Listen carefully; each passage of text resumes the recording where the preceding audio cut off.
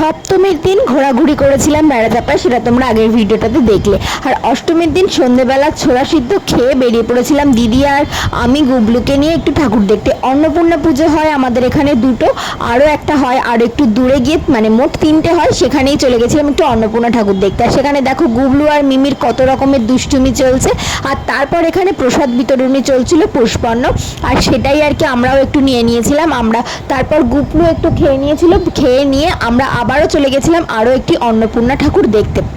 মন্দিরটা সেখানে খুব সুন্দর করে সাজিয়েছিল, আর সেখানেও হচ্ছিল খিচুড়ি বিতরণ, বাট সেখানে আমরা নেয়নি।